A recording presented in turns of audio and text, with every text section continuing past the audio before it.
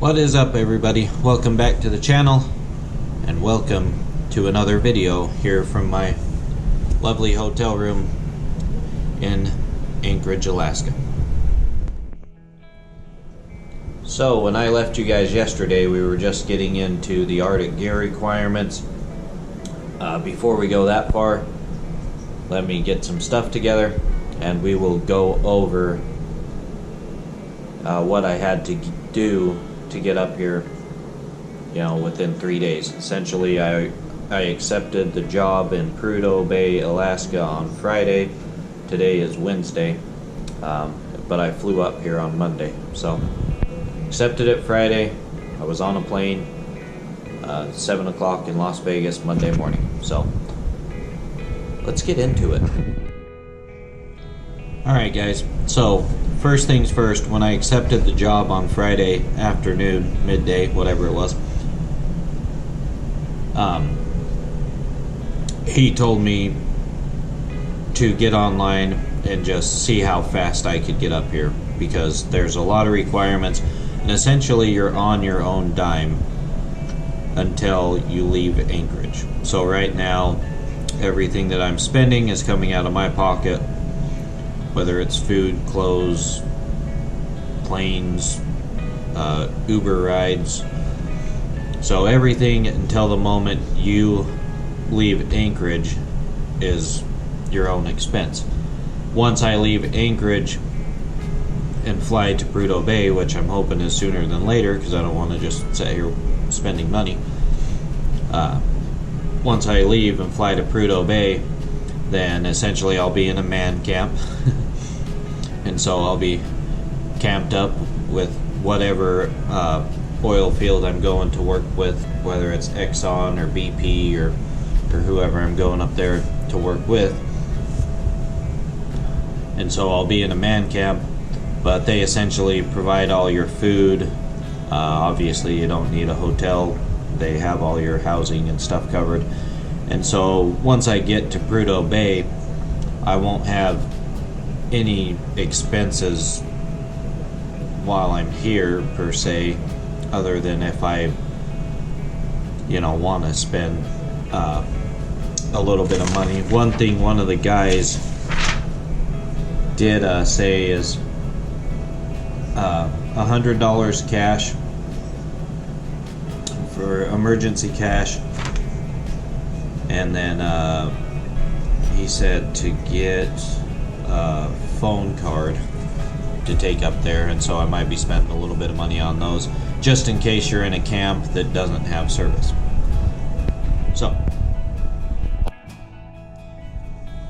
So anyways, I'm on my own expense now. When I get up there, I'll be their expense. But so being on your own expense, you have to find a flight, find a hotel, and all that, and then essentially I call back. The guy's name's James. I call him back and I say, yeah, I can be up there. It's a lot to do fast, but I can be up there. And so that gets the ball rolling, and so they send me all of my paperwork, like I mentioned yesterday, to start getting that all filled out so that they can get me dispatched to the company, and then the company has to set up like your fit for duty test and your DOT drug test, all that kind of stuff. And so all that's in the works while I'm getting all my stuff together. Like I said, they sent me this original Arctic gear requirements list that we will go over now. So, because essentially after I got my flight and my hotel booked, which I did on Priceline.com, the flight was $260 something, I believe. So, and that took me from Vegas to Denver to Anchorage. I spent $30 on a shuttle from St. George, Utah down to Vegas. And then once I got here, I took an Uber from the airport to here. And I'm in downtown Anchorage, so I can walk everywhere. And the Union Hall office is literally like 2 buildings away. And so that's why I chose this particular hotel, is that way there's a Walmart, there's a movie theater, there's plenty of food, and so essentially I don't have to spend money on a rental car unless I want to go explore or something. But and so the hotel was in the $200 range, I believe. Might have been a little bit cheaper than that. But essentially I have the hotel until Thursday, and then I'll add days on as necessary, because you don't know when you're going to fly out. They'll just call you and say, hey, get to the airport. So I don't want to add too many days on at once. But that's that. Let's get into the Arctic gear requirements and see what it all takes to come up here to drive truck north of the Arctic Circle on the edge of the Arctic Ocean on ice roads. So, just to set things straight, I'm not a professional as far as knowing what I need up there. Sorry guys, this SD card is throwing fits. I need to grab one of those before I head up. But anyway, some things that's not on there, on that other list, I mean there's a lot of things that's not on there, like I need to grab another work bag. So essentially the guy was telling me yesterday that when you go out every morning to work, it's like going on an expedition. So you want to have an extra bag, like this says, for a lunch bag and gear to take into the field. So essentially what I've been told is the blowing snow, they call them blows up here, comes in and it'll put drifts over the roads like quick, and so you could head out to go do your work and then be coming back and either have to bust through a snowbank or not be able to get back, or it just gets so bad that you can't see or whatever, and you just get shut down. And so essentially they want you to pack like you're going on an expedition every morning. Take extra Arctic gear, take extra face masks. Some of them recommend that you get a sleeping bag, an Arctic sleeping bag, in case you're stuck in your truck. Just things like those. So, and they also tell you to pack extra lunch too when you're making your lunch up there. So I need to get an extra work bag, a lunch bag. The work boots we're going to go figure out here in a minute. I'm not going to go with over boots. Little things like this that I didn't think of that I could have brought with me. Ink pen, wristwatch. They say wristwatch because sometimes the phones aren't allowed to check your time. And then just simple things I completely forgot, like a 12-volt plug-in for the truck. And then water bottles are huge up here. Like, they keep making a point to make sure you have reusable water bottles so you don't get dehydrated. And then this one's one of my favorite ones that this guy put on here, was all of your personal gear that you'll want around town. And like these two, like I never even thought about it. Like, I wondered if they had a place to work out up there, but I never even thought about bringing like my shoes. I was like, oh crap, I'm going to the cold, you know. And so all I have are my airy boots. So I'll probably go pick up a pair of cheap shoes at Walmart, and then a pair of cheap a pair of cheap slippers for the shower. And then I have some stuff that I can wear as far as workout, but just all this stuff. They just say to make sure that you have a week's worth of clean clothes. That way, you know, if you don't get to do laundry for a week, you're not just wearing the same crap over and over, because you're living in a small environment with a lot of people, and hygiene is extremely huge. I've heard that even when you go through the food line up there to get your food, I guess it's kind of cafeteria style based is what I'm picturing. I don't know for sure, but they have gloves that you can wear to go through and collect your food.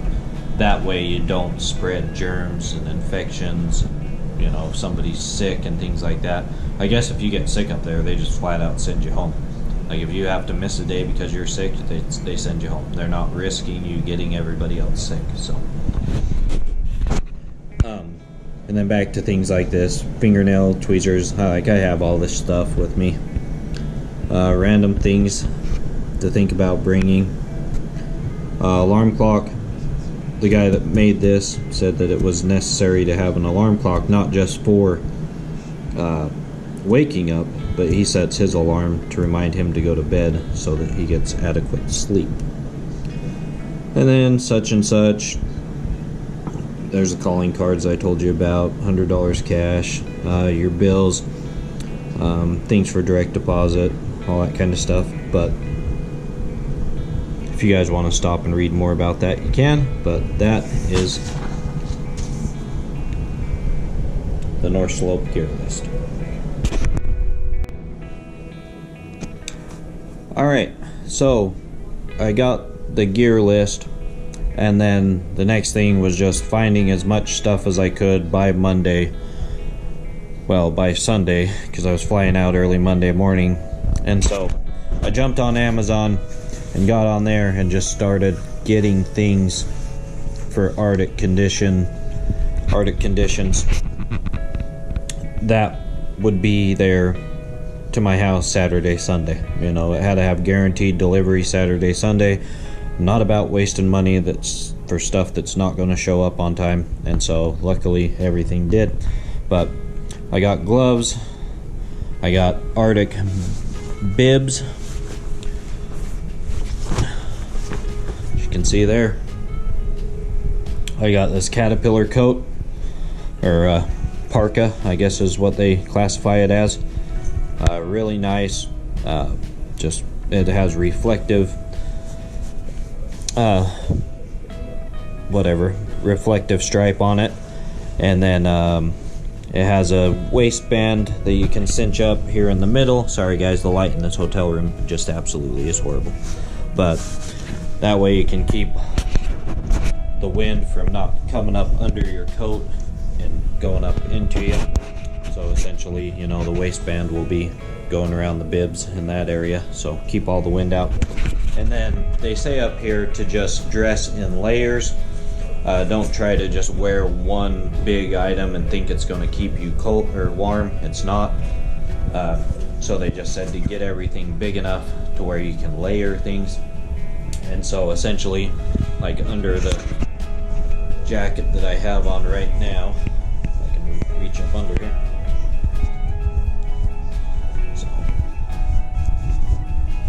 So even under here, like as you can see, I have on thermal underwear underneath this coat, and then like I have a t-shirt on in between it, and then under my pants, because I'm walking around town, under my pants I have thermal underwear, and then your regular boxers, briefs, whatever you wear, and then I just have on, you know, socks and boots to walk around Anchorage. I don't have anything special on. But essentially, dress in layers. So we got those three things: gloves, bibs, parka. Here's a bunch of other stuff in here that I just grabbed at home. Beanies. I found out that you're not allowed to have any weapons, even a simple pocket knife, up there. And so I have to mail home my pocket knife or give it to somebody. But safety vests, hoodies. I have more thermal underwear in here. I did order thermal socks off of Amazon as well. These are good for up to -25, along with a regular pair of socks and my insulated boots. I'll have to find a comfort zone as far as all that goes so I don't make my feet too hot or too cold. I found these at Cal Ranch.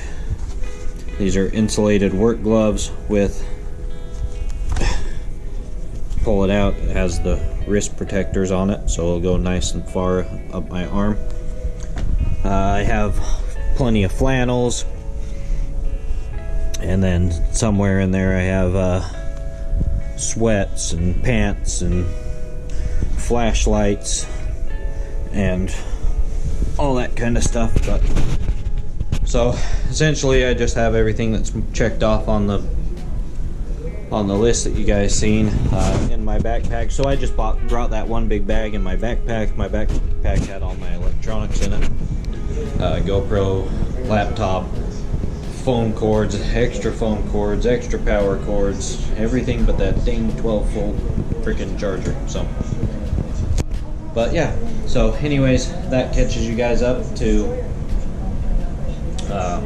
how I got up here. I think I'm into the trip so far about $1,000 with all my items, and that includes the boots that I'm about to go buy.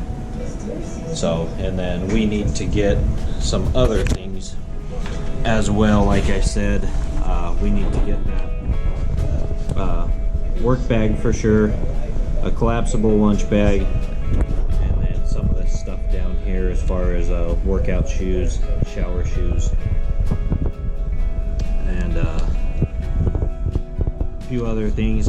Boot dryer they really recommend, so I'll probably look into one of those. And I might pick up a cheap Walmart wristwatch. But for the most part, I'm pretty set. But